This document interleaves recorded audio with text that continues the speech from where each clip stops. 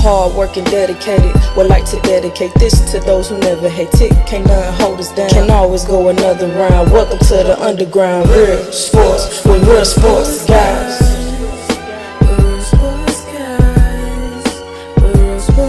It's a flex that had his mindset, ready for whatever grind next. My mindset, working with the time left, hard working, dedicated. Would like to dedicate this to those who never hate it. Can't nothing hold us down, can always go another round. Welcome to the underground, real sports with real sports guys.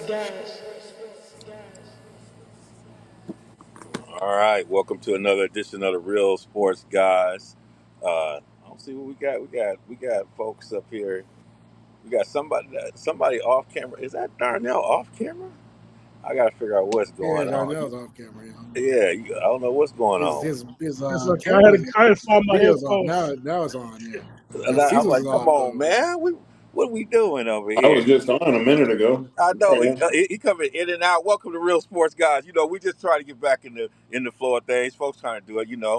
They all been waiting on me anyway, so it don't mean that I can wait on a couple of them to get it going. Welcome. You can catch us on all platforms, on your favorite podcast platform, on YouTube, everywhere around. Please check us out. Give us a little feedback and hit us with that 5 if you can. Give us some likes. We love that. We got a lot to talk about. There's a lot happening in the world of sports. We're gonna start a little bit and kind of figure out what's trending right now, going on. And so we'll hit a couple things and get in there. But before we get into the trending right now, let me bring my fellas into the building a little bit. Let me start over here with my man Hammer, Chi-Town. What's up, man? How you doing? I'm doing well, man. Yeah, looking forward to this. So, yeah, you surprised me. I know things have been busy for you, so I know we get in the lab. We're in the lab now. So it's good. Yeah. So, Yeah, man. Life is happening. Brothers trying to work on all types of stuff. Things happening in the streets. We ain't gonna get into that right now, but we'll come back to it at some point in our lives. But it's a lot going on. But it's just good to be back in here. Let me check out my man Darnell. They got the city championship down there in A Square. Talking to my man, he tried to build a little offensive line down there at Ann Arbor Huron out there. How you doing, man?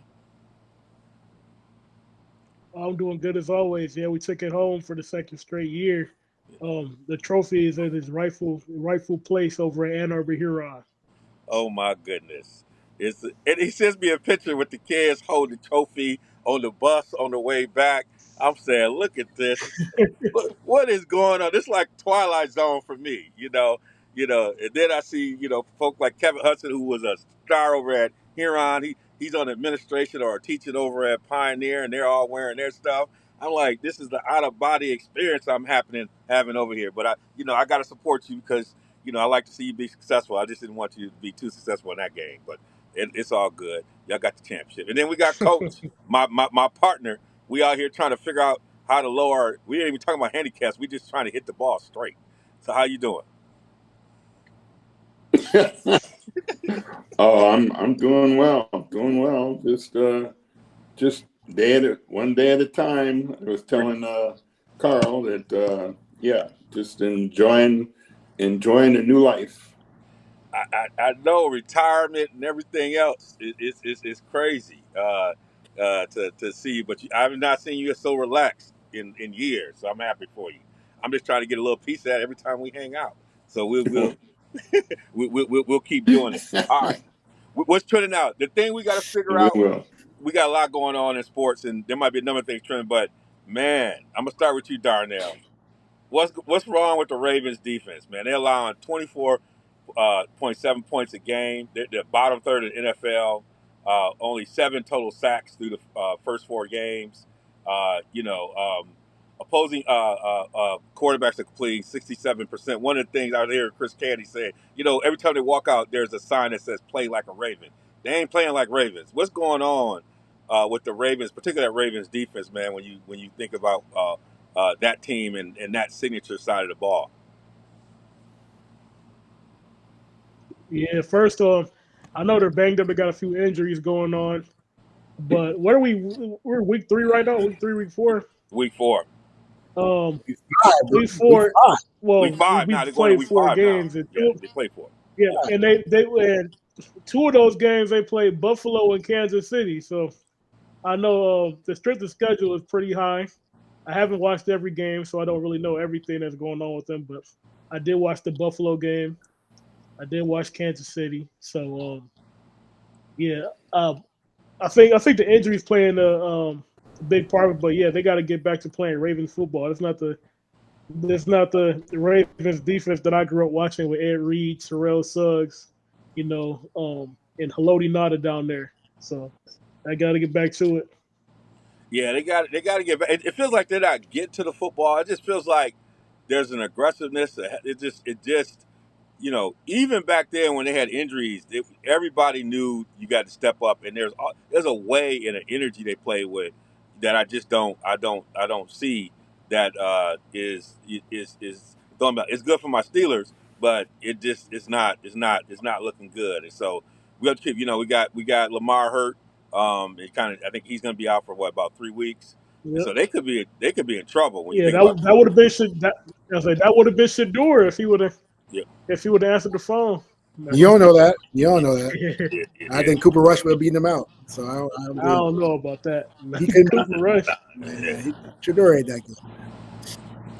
But no, but the Baltimore Buzzards, now the Buzzards, that's what I call them, not the Ravens. They play like the Buzzards right now. Yeah, so they are playing like the Buzzards. Yeah. So bottom line is, Zach Orr just seems to be ill-equipped, and I think they might. Chuck Pagano's on their staff. Remember that he's a secondary coach. So there are a lot of people who think that Harbaugh's in trouble. Remember Harbaugh got this job because they fired Brian Billick, the Super Bowl winning coach. So he's not. I mean, this is the window. Even though Lamar is hurt, things like that, but this defense is horrific. So they better do something soon because just since Zach Orr's taken over, like y'all said, man, no pass rush, poor tackling, injuries, yeah, but like D-Well said, the Baltimore teams that pass would step up. Cats would step up, next man up. Yeah, but then those teams in the past they had leadership like I said, Ray Lewis and Ed Reed. Well, what about They Roquan? Y'all held been that. talking about Roquan, how great Roquan was. Yeah, he not Ray. Ain't nobody Ray Lewis. Just say that, but yeah, he got to step. Yeah, he got to step up too. Yeah, he played. I think culturally it was a different atmosphere back then. It was, yeah. It should, like we saying, it shouldn't be because that, like you said, play like a Raven. But I think that's playing like Buzzards. Unfortunately, that's the truth. That's what they're playing like. Baltimore Buzzards, yeah. Buzzards. Yeah. That's what they're playing right now. Coach, when things start going right, we see some things. When things start going wrong, how do you right the ship? Like when things start going wrong, like as a coach, do you start to right the ship when you're getting away from how your personality? Well, not to be repetitive, but Darnell alluded to it. Everything starts with leadership. I don't care what you do. I mean, these are professionals. Okay, they're not kids. They're not children. They're professionals. And somebody's just got to take a hold of that team in the locker room, remind them who they are, remind them what they're all about, and get them back to business. I don't see the enthusiasm. I don't see the swag that in their defense like you used to see.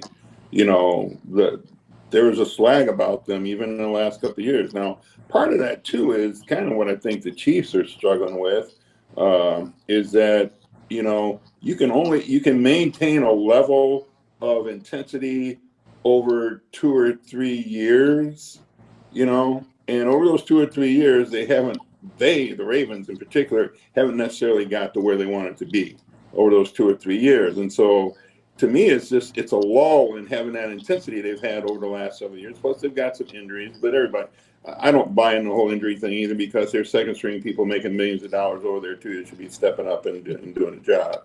So at the end of the day, I think it's going to be leadership. It's going to be who's going to step up in that locker room, speak up, remind them who they are, get them back on track, and get them thinking about being Ravens and not Buzzards, and get back to how they're supposed to play. And it all starts with leadership. I heard a conversation today that they're not going to get rid of Harbaugh. If anybody goes, it'll be the D You coordinator. don't know that. You don't know that. No, I'm just saying. I heard Belichick people got saying. fired. Belichick got fired. Don't say that. No, I'm not Don't saying say that. that. I'm Don't saying. say that.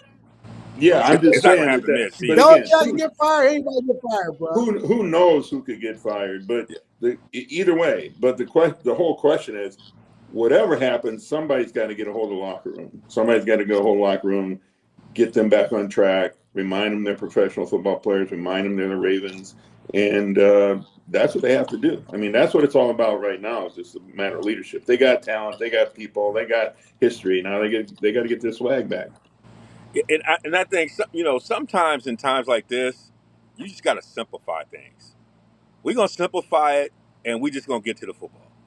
Like we're gonna simplify, and we're gonna get physical. We ain't none of this dancing and shoulder rolling. We just gonna line up, and we're gonna get to folks wherever they are. We all like sometimes you just gotta get back to the basics and simplify things, and just get people getting their head around things and starting to you know wherever they catch, we don't care. They get punished. Like you got to start with some fundamental things, and they got to. I think some of that they're going to get back to. Sometimes you just got to simplify it and just get people reacting, and they're going to get healthy on that side of the ball. The offensive side of the ball, we'll see what happens on that side. We had a tie, Hammer. The Packers and the Cowboys, 40-40, like the 40-40 club. Micah coming back. No defense. And the owner acted like they had a walk-off victory. It was as I was about to say, it was a straight up debacle, but yet it was a ratings thing anyway. But the Cowboys and the Packers, man, what say you with all that? Your other team. I was just seeing how the Packers defense just regressed in one game. Really, they played well. Defense played well against against the Browns and all other games, but they couldn't stop a nosebleed that game. So yeah, that was like a Hall of Famer against them. So yeah, I mean, Halfley needs to get back in the lab, but that defense was just awful. Mike had one sack, but really wasn't as impactful. And then it seems they have a lot of problems at secondary.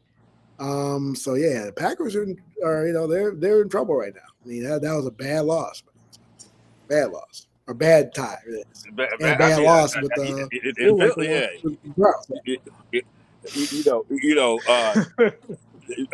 and Darnell, I know you sometimes watch the film, but I don't know if you had a chance. But Dak balled, and I mean they're playing without CD Lamb. When you look at the Cowboys, was there something that was a glimmer of hope? Because if you listen to their owner, there's a glimmer of hope, right? What were your thoughts about the Cowboys and how they responded, at least on the offense side? Defense is an whole other thing.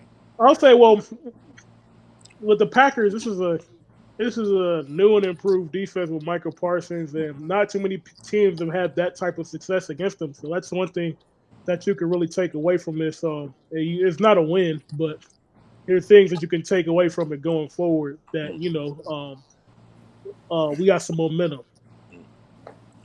So that's what I would take out of that. Yeah, that's Coach Jerry being Jerry. Jerry said we need more stopping the run game. Jerry, the Jerry experience, man. Only Jerry could turn this thing. I mean, Jerry could turn anything in a coach. When you I know you understand coach speak, but do you understand owner speak? Do you understand Jerry speak? Like when you look at this thing, I don't even know what to say. What question to ask you about this such a fiasco? But when you look at all this stuff, is this like you put him to bed? You summed it up. I mean, Jerry being Jerry, and he is going to always twist things to make it sound like he's a genius. Yep. Okay. I mean, let's remember that he's always going to twist things to make it sound, to make his ego the main thing in the room. And the fact that he's being optimistic about this tie, to me, is as much about the fact that Michael Parsons wasn't as effective as everybody thought he was going to be as anything.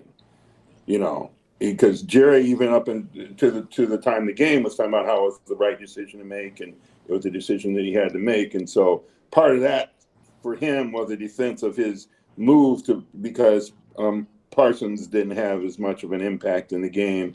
He got to tackle at the end and kept Zach out of the end zone. But other than that, the whole Green Bay defense was just not what they were in the first couple of weeks when everybody had already shooed them in to go to the Super Bowl.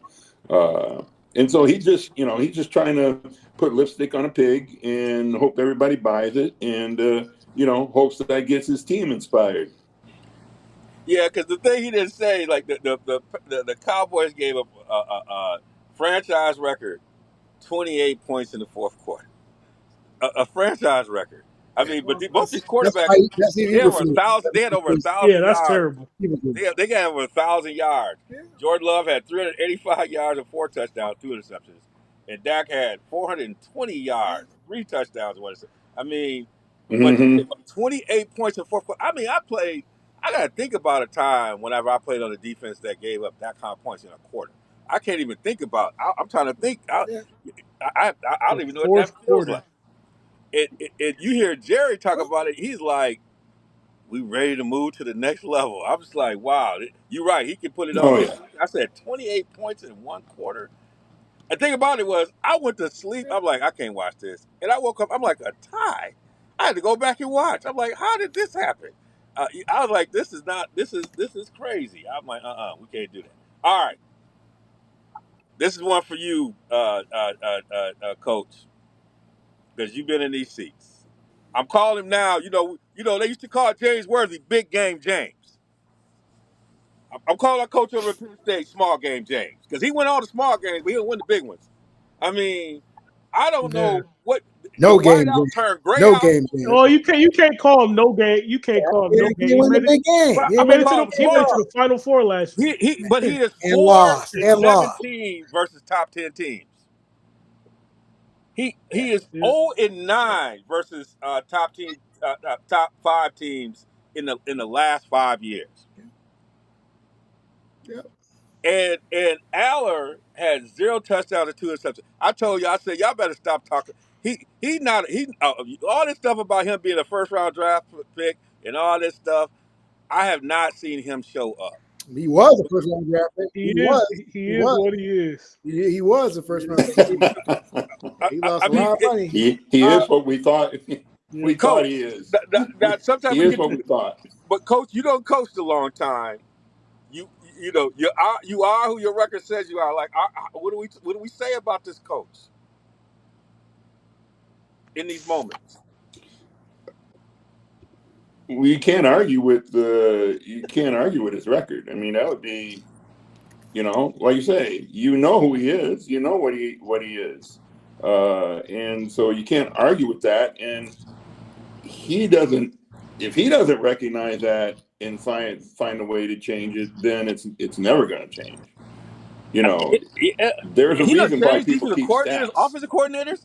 He don't try everything. Like, he brought a defensive coordinator. Like, we need to figure out. When he said before the game, we need a coordinator who can adjust to the moment, whether it's playing man or zone. He brought a coordinator in. I don't even know what he can do. Sometimes it's just bad luck, Hammer. Sometimes, what do you think? I mean, they're top program. Not bad luck. There's a luck is a one time thing. There's a pattern. He loses big games. That's why he ain't Big Game James. So. That's the main thing. So again, like Darnell says, he ain't made the Final Four. So what? Penn State is championship program, plain and simple. And so they want to win. When was the last time Penn State won a championship? With Joe Paterno? They used to. How long? Is it 1995? No, 1995 was Nebraska. No, Nebraska won in 95. Was it in the 90s? Again, I thought. What was the last time Penn State? They're a championship. I'm gonna look it up. It had to be in the 90s.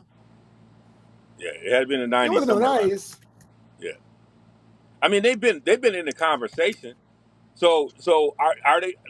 But no, he's good. He's good. Yeah, I was about to say I know it wasn't the 90s, but he's good. He's Miami in the Fiesta Bowl. Yeah. He's good, not great. Just like Penn State as a program is good, not great. Joe was phenomenal. How can you say that roster? They got 11. They said they got 11 pros in that roster. No, I'm saying he. Oh, he is good. They should have. I'm saying he is good, not great. James Franklin Okay. He is what he is. He gonna get you there. He's not gonna get you over the top. Wow. So do you Unless can you see him winning it all? unless like Coach Cecil says he figures it out. So it's a There's possibility a that pattern. He loses big games. That's his whole career. He's a good Vanderbilt. He should stay. You can still figure it out at some point. You can still figure it out at some point. Better figure it out soon. Right now, he is what he is. But he better figure it out soon. That's the consistent thing I see, and I want to say this, is like they never have a quarterback who can finish the field. They never have a player in that position who I feel like completes the moment. They always come hype, but in those moments, it doesn't feel like he has a quarterback. They had good guys. Like Trace McSorley was a good college quarterback. Yeah, but they had a good one last year that was backing up Allard. Then he went in the portal because he probably felt like he shouldn't have been backing up Allard, and he shouldn't have. He was better, if you ask me. Yeah, his stats right now are better than Allard. Like, McSorley was, but in the moment he still folded like wet noodles. So I mean, like we're not talking about like what you do with all the other. We talking about the moment. Yeah, I take McSorley too. But did he deliver in the moment? No. That's the problem he had in those games. When you play at Ohio State, they usually against Ohio State. It's normally against one of those. They've had Michigan. It's normally one of those type of games, and he just can't get on time. I just don't understand it. Like I walk away like, what did I just watch? Like I and then you see, you watch losing. That is coaching too, especially at that level for those guys. That's coaching. Like, he gonna have he gonna have all these guys who are gonna be on NFL rosters. Like we look around, they all on NFL rosters, and it's like there's something there. It feels. And at the same time, he got Penn State was in a bad place. They started moving out. He helped them, and he was that second wave of getting them out of that. So I mean, he's done a lot. But wow, all right, enough of that. We got the young. And like I said, he's good going up and up and up. Last year, they was in the Final Four. So they got to see if they can make another step. That's nothing at Penn State, bro. You can't say that's nothing. You can't say that's nothing. The last time they won a championship was 1986. Yeah, and they need to win one now. DeVon, what year did you graduate high school? You was graduated in 1990. That was you graduated high school, man. I was in championship game. I already had my ring. I already had my ring. See? By then, I was trying to go for two. I was trying to go for two at that point. We can't act like Penn State is Alabama. They're not Alabama. No, Alabama. They're top program. They're not Alabama. Top program. They are top. Like I said, they're good, not great. You said they're a championship program. Like they're blue. Like they're one of like they're Oklahoma, Texas. Yeah, they Alabama. Not Alabama, but not the U. But they're in that second tier of championship clubs. Yeah, they're third tier, third or fourth tier. Wow. It depends on how many teams are in the tier. Wow. They're a good program. He don't put them at third tier. There's nobody out there. Wow. It depends on how many teams. How many teams are in the tier to you? We have to look at them. Yeah, I mean, let's look at how many teams are in the tier. We should have a show. D. Wells, we should have a show. Number one tier, Texas, not today, Alabama, USC. Texas just kind of got this year. Don't put Texas in the tier. Like no. I don't put Texas in the tier. I'm talking about all-time programs. Oh, all-time programs. Like Texas, when Darryl Royal and all that, I'm saying like as far as we're talking history, if we're talking about Penn State, we got to be talking about history. If you're talking about history, we're talking. Yeah, but that's what I'm giving them credit for the history. That's what I'm saying. Okay. If we're talking about when I'm talking about tier, or if you're talking about tiers for right now, yeah. Oh yeah, they're a top tier program, right, and that's how they judge them. I'm talking about in the history. In the history, but right now you would consider them as they're in that top tier program. They got the Cadillac, they got the Mercedes, but they drive. They drive it slow. But James Franklin's a part of that. Yeah, Franklin. You can't divorce him from that. You can't. I know, But you got to get the You talent to can't divorce deliver. him from that. You got to get him delivering them key I know, moments, and but he that's the just. next step. That's the next step. And I kind of like him. I like his Delivering big stuff. losses. That's what he's delivering. Big losses. Well, hey, another person who needed a victory coach is Bama. Your boy DeBoer needed one, and he went on and took care of Yeah, Georgia. he got It's um, it's interesting. Um, I mean, Kirby's won, but he's struggling against his old Bama, no matter who in front of it. But I don't know if you had a chance to watch that, but Bama like a totally different team. It felt like against Georgia, but the Boers needed that one. It was like that was a cleanser. Where do you think that puts Bama, Georgia? Are these teams just going to see each other again down the line? Um, what do you make of They this always thing? do. Yeah. What do y'all They make of always do. You Yeah, know, they, Kirby blew it though. Let's be real. Kirby blew it though. Yeah, Going for it in that mess. Yeah. yeah. We were talking about Kirby's game, No, man. they're going to see each other again. I mean, they're elite programming again. Mr. DeBoer got a reprieve 1 week, but we know he's not that good. Yeah, So we'll see when he gets. I'm also worried about the. He's good at certain things. Yeah, but I was talking to somebody actually, Leila said this. I said, I watch Kirby Smart. There's no imagination in what he does.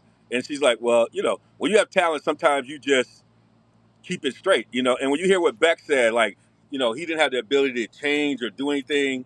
And in those moments, you watch Georgia's offense and you like, man, there's no imagination to this thing. And if you cover it, they But that's struggle. the yeah, I struggle watching them. that's the If, difference. and that's But that that's the difference when you between Georgia when they were. yeah, Yeah, my yeah. bad. Go ahead. What you gonna say? That you No, I'm said saying that's the now is the difference. difference between Georgia when Georgia was at its peak in Yeah, 21. Well, yeah, yeah, when they're at their peak in 21, 22, and the team before then in like 18, yeah. 19, and going into that, and then after, the difference is Todd Monken. Yeah. Todd Monken was the piece that put Georgia over the top. He Mm, was the piece that gave them that extra strategic advantage mm-hmm. because before, like Mike Bobo was this is the second stint at Georgia. Yeah. He's like you said, he's a very Brian Ferentz esque coordinator. There you go. I was trying to name it. He's There you a go. Yes. very straightforward. Yeah, he's a Brian Ferentz or Iowa type coordinator. It's very vanilla. They're gonna run the ball, and like to his credit, they did run the ball well. I think they ran for 200 yards against Yeah. Alabama. It's just that, like you said, when you need it, when the game is close, they don't necessarily have that imagination that can Yes. get around a team that's as talented as them. But Yes. Kalen DeBoer is that. Kalen Yes. DeBoer, he's a whiteboard coach. Yeah. Like he's a guy that he can draw up, he can scheme it up with the best of them, and he got the best of Georgia and Coach, you their and I defensive talked about staff, this. We were out golfing. We talked about this thing about offensive. scheme versus it's coaches who focus on scheme versus coaches who teaching the game and we have both these schools in here with both these coaches. Where do you go? Like, how much of it do you need to think about scheme? How much is it about the coaching? The fundamentals and focusing. Like, where's that balance in that when you're at this high level? well, I think for Kirby right now, this might not be where you're going, but Yeah, go one ahead. thing I noticed about him, he's having difficulty with the change in, I'll just say, the portal in general. Mm-hmm. He's talked about that repeatedly, Oh about yeah, trying to get the players that he needs to have to play the kind of football that he wants to play.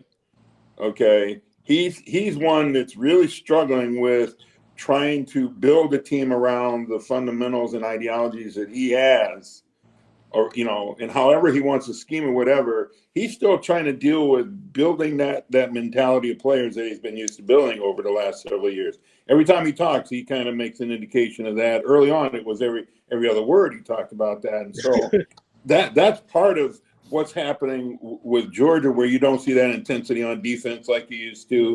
And like you say, that's that quote unquote scheming on offense. The other thing too, and this is what I believe in. These guys have been coaching against each other forever. Okay, they know each other. They know each other well. I don't think anybody ever surprises anybody with what they do. Maybe once in a great while that might happen. But basically it comes down to who's going to execute better and who may make the right call at the exact right time that hits them hard or hits them for a big one or does something different.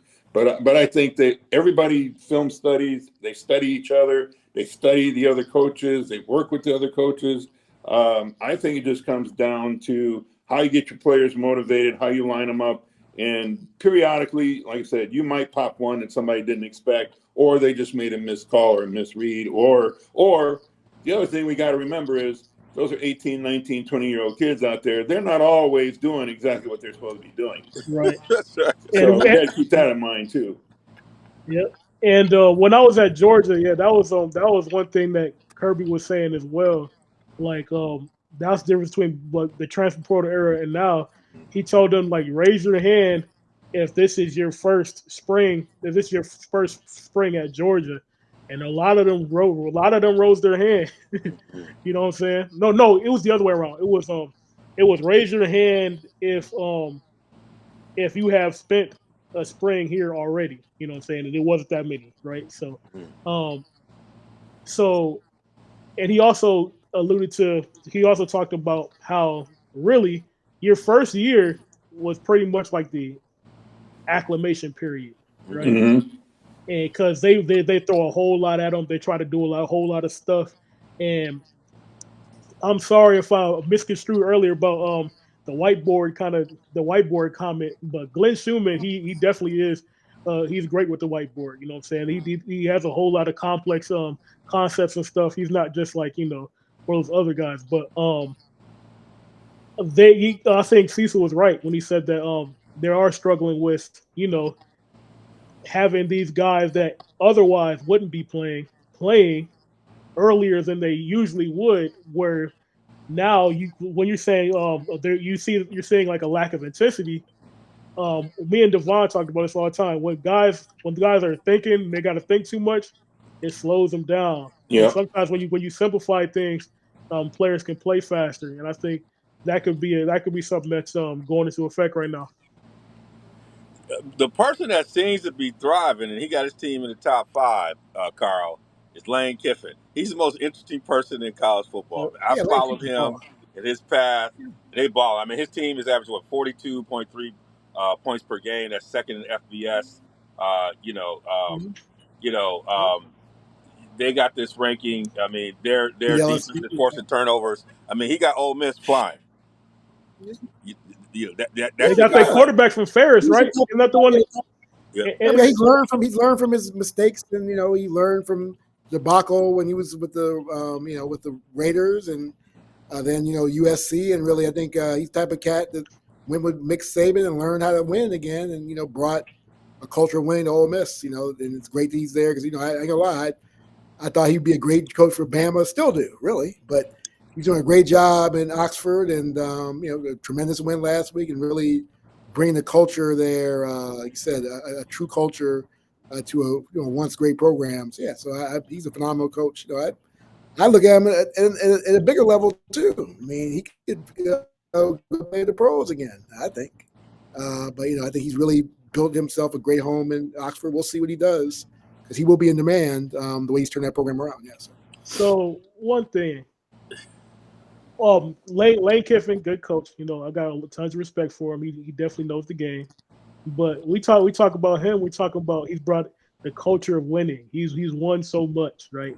Over at what has he done that James Franklin hasn't? He's won the program that was suffering. Ole Miss ain't like Penn State. Come on now, you trying to compare Ole Miss to Penn State? Come on, the culture of winning. I mean. Again, we can talk about. I love your perspective as far as you're a younger cat, and you give a great perspective.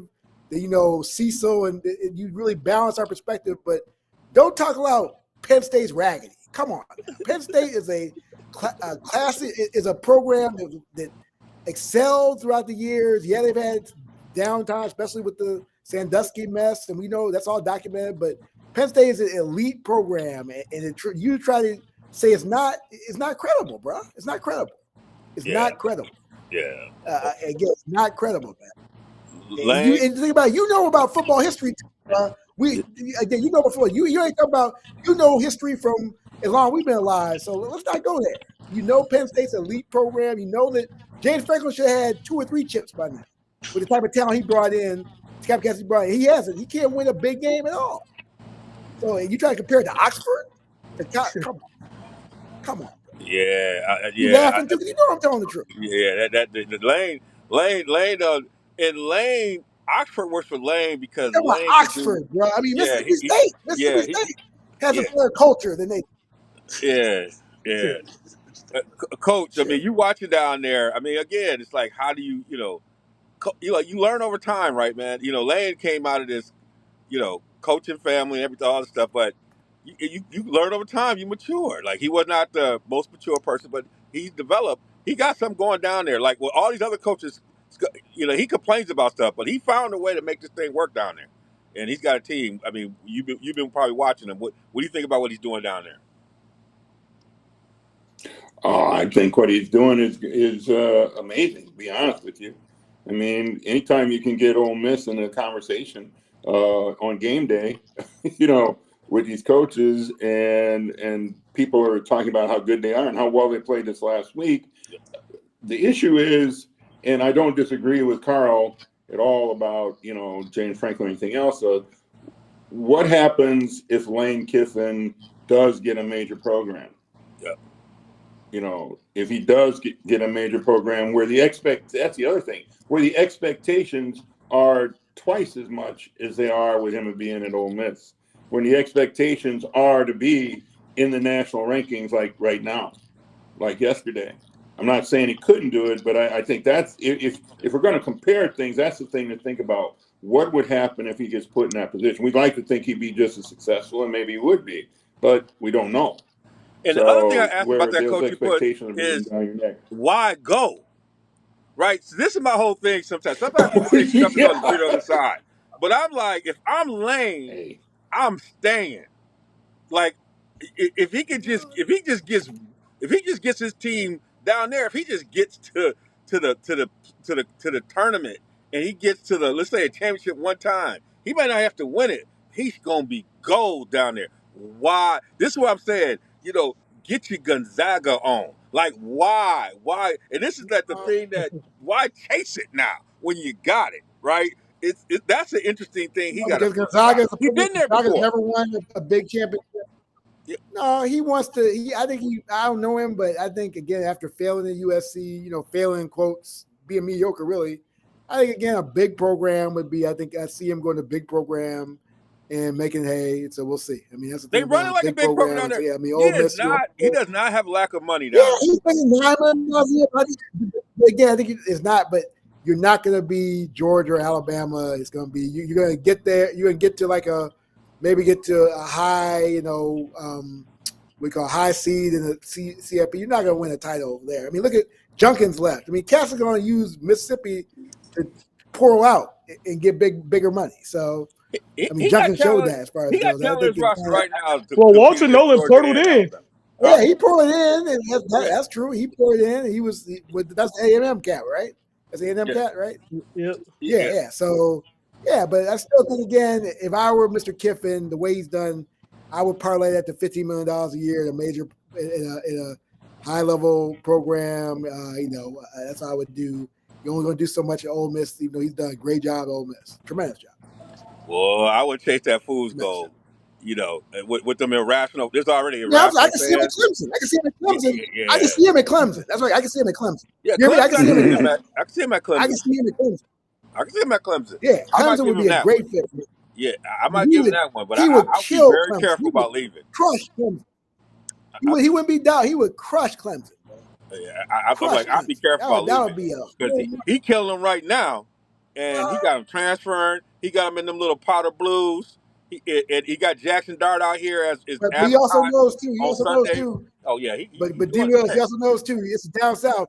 As soon as you slip up, they're gonna get rid of you, bro. Yeah, Look but at Gundy. Look, they're gonna get rid of you as soon as you slip up. They have no Mhm. mercy. Look, they got rid of Mark Rick. They got rid of. I mean, as soon as you slip up, man, they're gonna get rid of you, dude. Because they're ruthless down there. yeah, They're ruthless. That's why they got sheriffs down there, troopers down there. Because if you don't win, bro, you gone. I don't care who you are, and I don't care your past too. If you're not winning after they get rid of you, look at Mac. They got rid of Mac. Both places, Texas and North Carolina. Ruthless. it's there, but yeah, he's a hot one. I don't think they're gonna move on. Hammer, you brought this to our attention. Yeah, I'm saying Big Ten is fortifying the bag. They working something. Can you talk to us a little bit about with I the Big told Ten, you. the I deal they're told you trying that, to do? didn't I? Huh? That scoop. Give that scoop. Yeah. I Yeah. gave that scoop, didn't I? With that Yes. with So that what's going equity on? deal. Yeah, this is gonna be. What's going on? They're going to sell part of the Big Ten, the equity. It would be stupid not to. This big money. You have all the so-called purists are going to be upset and talk about how college football is going to hell after NIL. Like, just grow up. This is going to be this is a big business. This is not anymore amateurism as they talk about. This is professional sports at the college level. That's what it is. So they're going to have equity people come in. And so it's going to be big money. And again, I told you about this with Searle with, I think Big 12 was talking about this and also Big 10. But it's going to, as soon as the Big 10 jumps on this, other people are going to follow because it's a no-brainer as far as the amount of equity money you can bring in and the amount of investments you can bring in as far as, again, part of the enterprise. So it's a great move. It's going to make a lot of money for everybody. Really fortify a conference as far as monies for all the teams, and so I think it's a great move. And I'm glad that the Big Ten is the first one to really take a step into what should be the natural evolution of the business enterprise of college professional sports. What I like to call it. Yeah, and Ain't no amateur. yeah, but people are also got to understand the reason why this is happening too is they got to connect this to the larger financial crisis in these universities. They need to generate revenue to handle things and all the other functions. So they frame this as programs, but there's money going to institutions, and these institutions All the need a federal new cuts business have been model. devastating. Yeah, they need a new Well, business federal model. cuts have been devastating. That's one thing. Yeah. Yeah. Well, I mean, the bottom line is the D Wills, the chickens are coming. Everybody on this, Darnell, everybody knows higher ed. Yeah. They tried to sell us wolf tickets about how that we're private enterprises. No. Yeah. Y'all got so much federal money, and when they cut that federal money, man, people were hurting. Yes. And so that's the main thing is that they saw a dependence on federal money that we all knew, and that everyone in the know knew. And so, yeah, you're right. You got to get a new business model because the federal money, at least for the next 3 years, is slim and none, like my father said, slim checked out. So it's going to be very little money coming from DC for these cats. And so they better come out with innovative ways to bring in cash flow, or there's going to be some devastating cuts. You see the cuts right now on the private level, the private school. My school, Stanford, cutting people.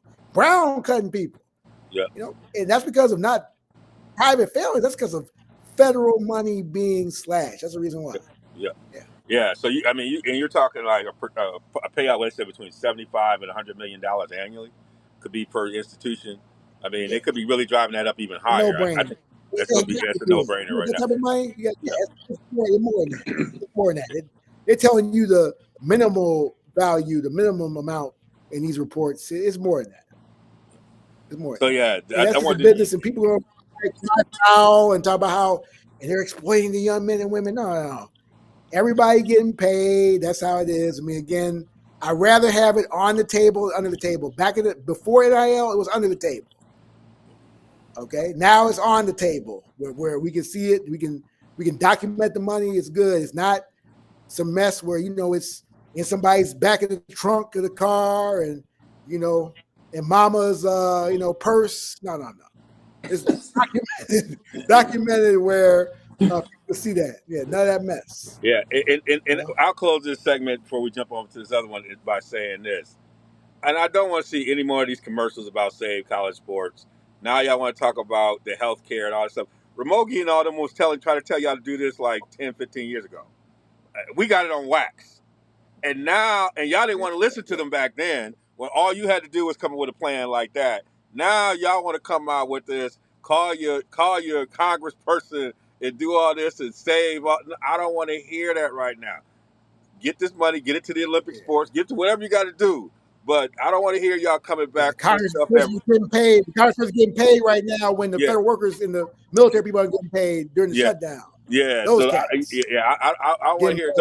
Don't come back with the plan that Ramogi and all these folks came. The college players associated. They came to this stuff like 10, 15 years ago. They tried to come to you for the health care and all that. Y'all didn't want to hear it. Now y'all want to go back to it. So that part of it, y'all can lose me on that one. All right, Coach. I'm gonna get this. Coach of the game, Napheesa Collier, in her exit interview, she spilled the tea. I don't know if you saw that, and I know you know you've been in the space. You've coached, on a semi-professional side, on the women's side. Watched the game grow. Had uh, daughters who played. I mean, you are in the game, brother. And when you hear how she laid this out, what's your thoughts? I know a lot of people are like, well, this wasn't the time or the place, but there's obviously something happening here around the way the game is being officiated, the business of the game. Like, what was your reaction when you started to hear these remarks and that was being laid out? Well,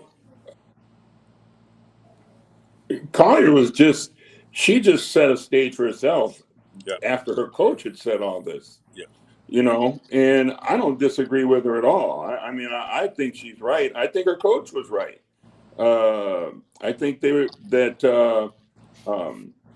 Collier got hurt, it was a result of the type of play that's been going on the whole game, because I watched the game, and it was a result of the way the game had gone the whole time, where, did it look as bad as some other things? No, but it was still, and not, if she hadn't gotten hurt, I'd still say the same thing, is that it should have been called and it wasn't. Okay. And, but it was just frustration with how the whole game had been going. And I've been watching the WNBA, and like I think I sent a message to you or somebody. It's like they've decided that they need to attract people to the game. And the way to attract people to the game is what the NBA did several years ago, back in the day, when they let the game get out of hand and get rough, and you had, the physicality of the game that they felt were going to draw people to the sport. And I think that's what they're trying to do in the WNBA. First they tried to build up these fights between players, with Caitlin and other players. And now they just let it get out on the court to where now it's become this physical, hard game where everybody's going after everybody. And the league's allowing it. It's not just the officials. The officials are mandated many times on how they're supposed to call games. And so the league is basically ones that are allowing it. And I think it's horrible. I think you're going to end up with people getting hurt. And again, like you said, I've been involved in women's sports, so I like women's basketball. I like to watch women play basketball, okay? I don't need them to be out there in a wrestling match playing basketball, because to me that takes away from probably the essence of what they are. They're a little bit more free-flowing ball movement and that kind of thing. But now it takes away from the essence of what women's basketball is. Now, but I am, as some people might say, a purist as far as that goes. Maybe people like it, but I think the league's missing the boat. I think you're going to end up with more women headed overseas, which is happening, and almost foregoing coming back playing for the WNBA. So no, I don't disagree with her at all. I think she was just getting on a soapbox for her coach too, and defending her coach and what she said. Carl or Darnell, I don't know if you had a chance to hear those remarks and have perspective on just as we're entering Again, this it's unfortunate. negotiation. Go ahead. Yeah, it's unfortunate where, again, these haters of Caitlin Clark and all this mess. The bottom line is that, let's just keep it real. Caitlin Clark injured has brought a lot of money to these young ladies, and so the haters it's sad. But again, that's the reality right now, just in life in general, where you have people who are just absolutely mean to each other right now. We have no decorum. We have no sense of community now in this country, and in our lives are full of vitriol every day, and that's why we have a miserable republic, miserable people around here who, who are economically well off, who have won at life, are still angry about something. It's a disgrace. It just people have won at life. People are struggling right now, paycheck to paycheck, and people hating on Caitlin Clark. Give me a break, man. Grow up. Again, everybody can get a piece of the pie in the WNBA, other things, and all this vitriol and all this haterade. It's all it is self-defeating and self-destructive, and why people are miserable right now, because they cannot exist with any peace of mind in their lives. It's a sad commentary that's reflective on our highest levels of leadership and all the way down every sector of why we're in a malaise in this country, because of the fact that again, people are just toxic. So yes. And I'll just say this along with that. I think that is what the WNBA and the people are running are tapping into. They're tapping into this attitude that's in this country, that violence is okay, and that demonizing people is okay. And I think they're tapping into it as a way to promote the league. Yeah. So I And totally I think agree that's with what they're that. But I saying. think that's just It's contrived too. Look at Sophie Cunningham. Sophie Cunningham. All of a sudden, she's a badass. Oh yeah, right. She's whooping people. Right. Miss Boney Maroney. Come on. She could, man, please get her out in the street somewhere, man, please. Wouldn't last a damn. Drop her off on 47th and King in Chicago. Good luck, sister. Darnell, we old school group. We are old school group, Darnell. So I want to bring you in. You the young voice on here. Like this, somewhere around your generation of folks coming through.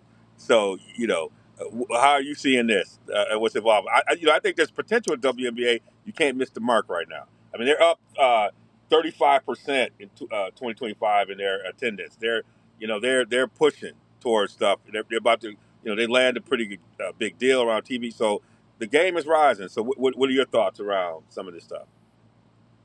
Yeah, I think the game is rising. I do agree with Collier about the lack of accountability about officials. Yeah. And when they, it seems like when they make mistakes, just okay, we made a mistake, it's cool. But if you say anything about it, it's a fine right away. But as far as the whole Caitlin Clark aspect of it, it seems like the establishment is just like kind of pushing back. Like it's almost like they resent the fact that she's there, and resent the fact that they're getting attention because of her. They want the attention to be because of our game was great, because it was great before she got here, and I think that's why we're getting the sort of thing we get. And I agree with Carl too about them playing into the racial divide in the country too. That it's Sophie Cunningham and Caitlin Clark versus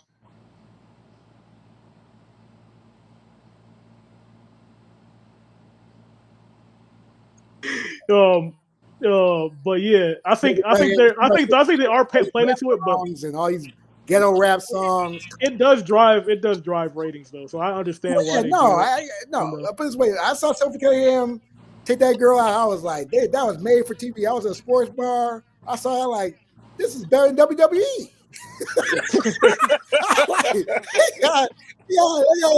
Stay white girl took it away and fight. I was like, man, they know how to.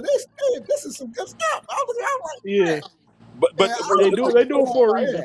But one of the things that Collier was making and said this about Paige, Angel, and Caitlin, that and she uses as a framework in terms of these are examples of three individuals who are bringing a lot to the game, yet their earning within the game does not reflect that. So I mean, she's beginning to signal towards, as we think about collective bargaining agreement, how do we set up salary structures, particularly with these folks? So she was framing beyond the typical conversation about. But you can't get into that. But you can't. That's the rookie skill. They can't get into that conversation because collective bargaining, wanting more money means you got to have more people in the stands. The money Yeah, isn't just going to come out of nowhere, and yeah. that's the I think thing they're that they talking don't about. But I think they're understand. talking about the the pie is distribution. increasing. The They're pie talking is about the increasing. distribution of who's getting it.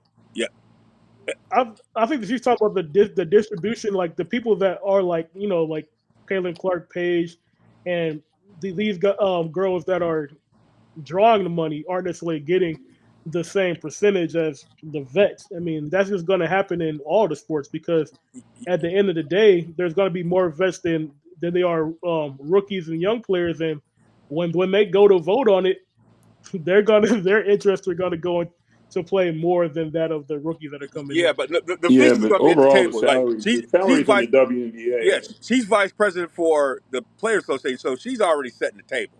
And Yeah. part of it is Oh, okay. the WNBA players are getting such a low percentage of the pie, right? So this is all about, and the Well, game is expanding. There's new but money, there's new pie.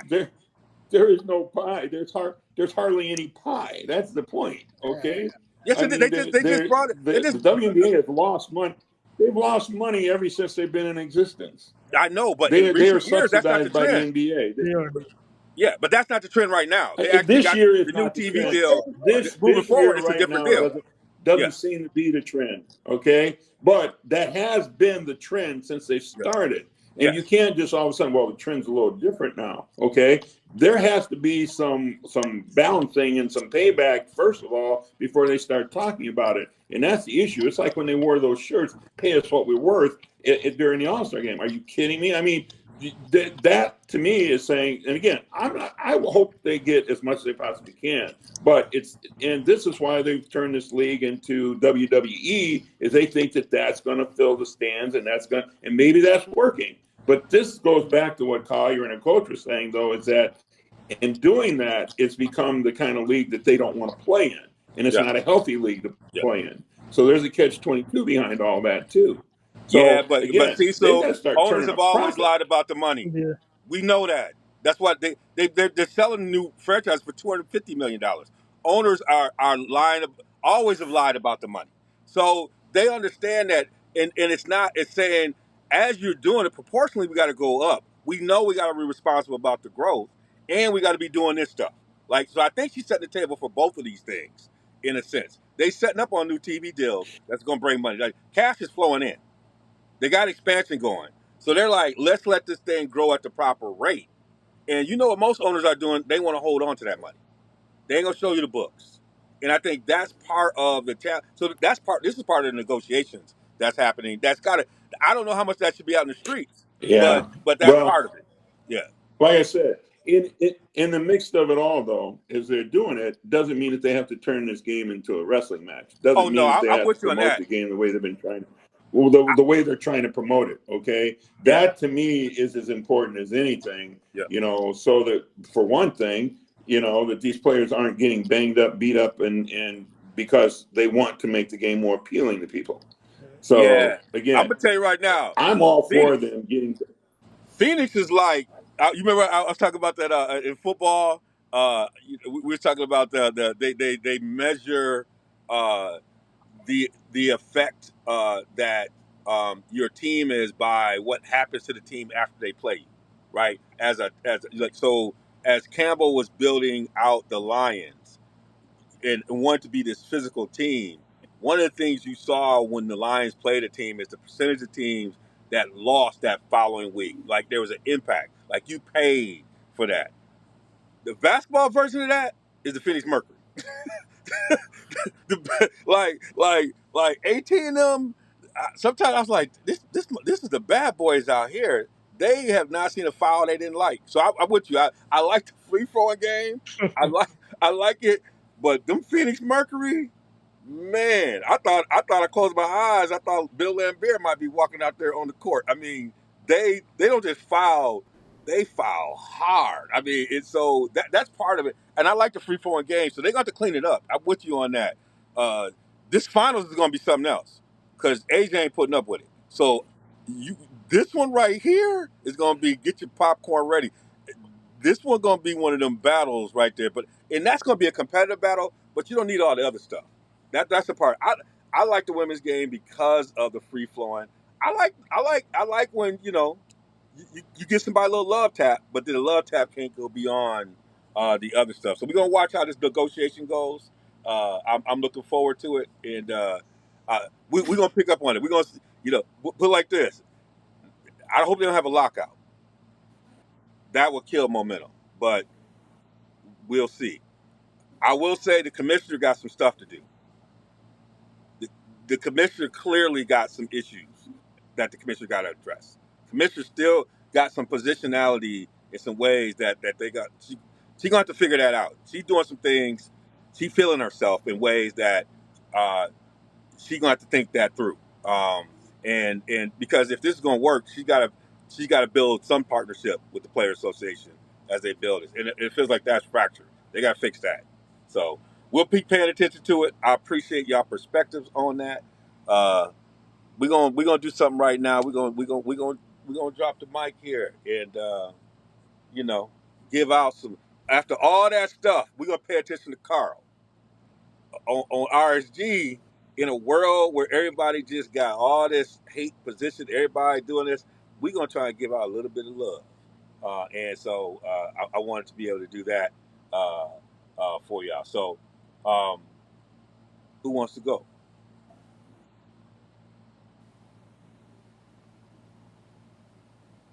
Darnell always hits us with some historical stuff. I'll go. So I want to wait on that. I love it. Go ahead.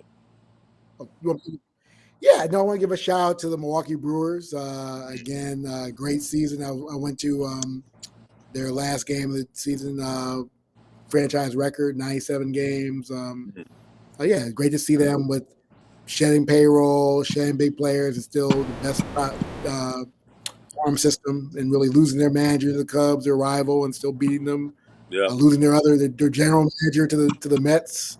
So yeah, just a really resilient franchise, and proud franchise, and hope Saturday, wherever, I hope they play my Cubbies, but the way it's looking right now, they're probably gonna play the Padres, and yeah, so I might sneak in the ballpark. I'll see, but no, it's really great to see them, a small market team, do well. But yeah, you wonder kind of what's gonna happen in the playoffs, but this is where again we're pulling for them. I hope they have a chance to win, and just a great story as far as the team has been resilient, been rebuilt, and really the manager, Pat Murphy, too. Great story where he was basically banned from college baseball due to scandal, but came back and done a great job for the Brewers. So flowers to the Brewers and their fans, and in equity in baseball, because we're tired of seeing New York and LA and all these big teams besides Chicago. We want to see Chicago.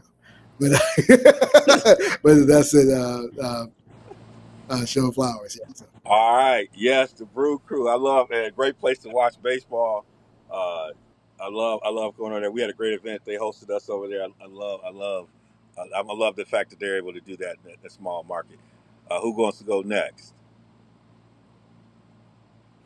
I'll go. Save the best for last.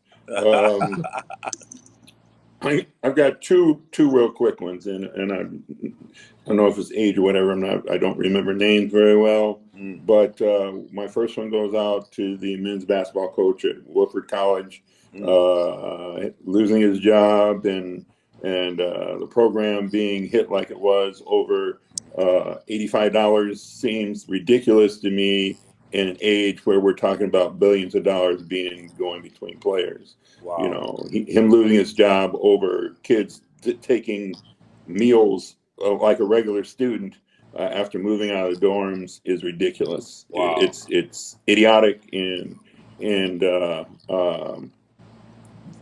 it just seems ridiculous that they had a meal plan worth $85 to $145 a week, and because they moved them out of the dorms into a better location, they were still on the school meal plan, and he lost his job. They fired him as coaches, and now the players are going into the portal. The good thing is students are protesting about it. Players are threatening to leave the school. So Woodford may not even have a basketball team this year if they don't quit. So I give props to him. I hope he finds a job. I hope somebody wakes up and says this is insane that we're doing this over $85 to $100 for these players.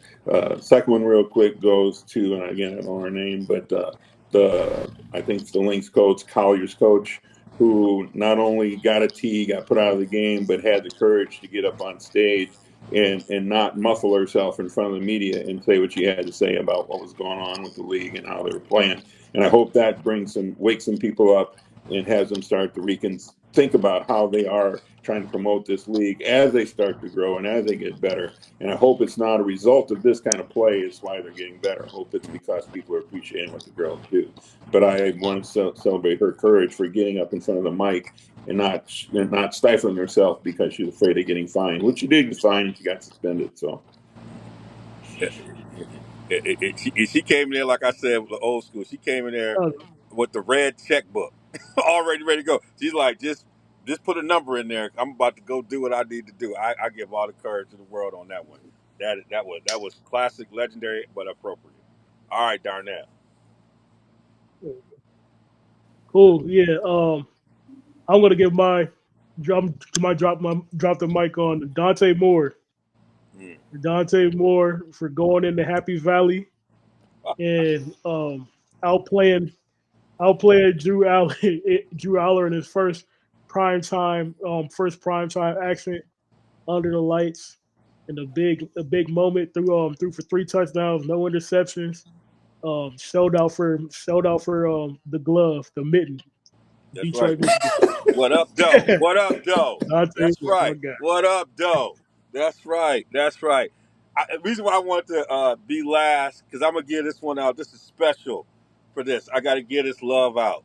Public Enemy dropped a new album. They just came out. Black Sky over the Projects, Apartment 2025. I was listening to it. Really? And, man, I felt like... Is it good? Man, in a world where we need it, I've been saying, like, who's this generation's Public Enemy? I don't know who it is. Is it Kendrick Lamar? Who's the group? We don't need them anymore because we got Public Enemy. And at a time, also, a lot of genres, their heroes can put an album out and people celebrate them. Hip hop, we haven't done that as much, and so to have them do it, it just warmed my heart on the way home. If you haven't do it, go cop it. I'm sure my man, the Game Changer, and folks will be, at the end of the year, talking about their albums, and this will probably be one on there, but it's one you got to do it. It was good to see Chuck. And Flavor is rapping on this one. He ain't doing nothing. Flav hitting you with some stuff on it. It's just good. It feels like a moment we need. We love having you back in the game, Public Enemy. And if you're on tour, I will be in the building when you come to the Midwest. Public Enemy. Let's give it to it. Come on, y'all. All right. Thank y'all. It's been good. It's always good to be with my brothers out here. Y'all be well. And like we say, that that's it for One Mic. This is where culture meets the game, y'all. We'll see y'all on the other side.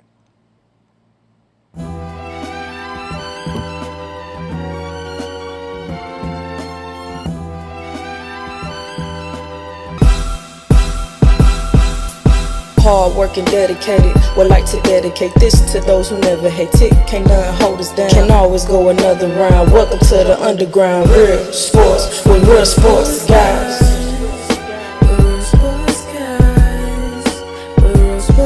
It's a flex that had his mindset.